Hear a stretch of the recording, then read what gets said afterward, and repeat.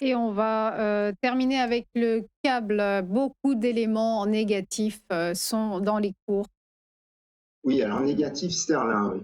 Alors, les peurs du marché, donc à propos d'une autorité fiscale par le gouvernement britannique, diminuent et on a une croissance qui est finalement meilleure qu'anticipée par la Banque d'Angleterre. Alors tout ça, ça milite pour un soutien à la livre sterling, hein.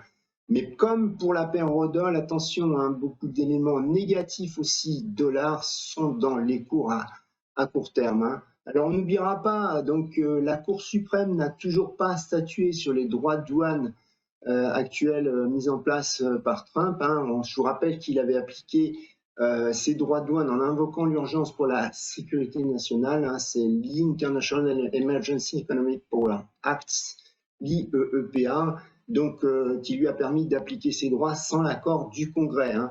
Alors, contrairement à ce qui s'était passé donc, sur un cas similaire en 1952 avec le président Truman, hein, la réponse de la Cour suprême avait été rapide, quelques jours, hein, à ce moment-là. Or, actuellement, on voit que ça fait déjà 12 semaines que ça traîne, hein, depuis qu'elle a auditionné les parties intéressées lors des Argument Days, hein. Or, on peut penser que plus le temps passe concernant ce verdict, hein, enfin pour annoncer ce verdict, plus une annulation des droits douane semblerait ne pas être le cas, hein, je veux dire, ce qui se traduirait donc par un phénomène potentiellement baissier pour le dollar qui disparaîtrait, hein, je dirais donc un phénomène baissier, voilà, qui est un non baissier, quoi, je dirais. Alors ça arrivera probablement pas cette semaine, hein, le verdict de la Cour suprême, hein, puisqu'elle est en pause jusqu'au 20 février, hein. Alors maintenant, si on réfléchit à moyen terme, à plus long terme, je dirais, on voit bien que c'est l'or qui, globalement, même si là, elle a retracé récemment, qui est devenue la valeur refuge par excellence, hein. On a de nombreuses banques centrales depuis de nombreux mois donc, qui ont décidé de réallouer leurs gigantesques réserves en dollars vers l'or, hein. Tout ça, évidemment, pour une moindre dépendance envers les USA, hein. Donc, ce phénomène donc, de réallocation pourrait continuer, hein. On a d'ailleurs la semaine dernière donc un fonds de pension danois, hein, qui a annoncé vendre les obligations du Trésor US qu'il détenait, hein. Voilà, donc c'est ce que je vous disais, à moyen long terme, la baisse du dollar pourrait continuer.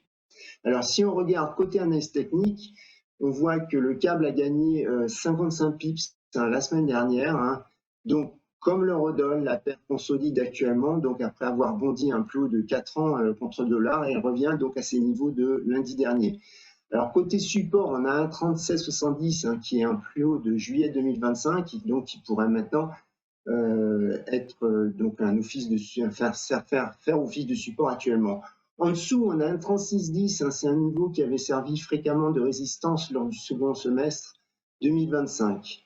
Et sur le haut, donc côté résistance, donc on a un 38,68 qui est le plus haut du mercredi soir dernier. Alors c'est vraisemblablement une résistance intermédiaire. Et le plus haut, enfin, la résistance significative qu'on pourrait avoir, c'est un 42,50, hein, c'est le plus haut de juin 2021.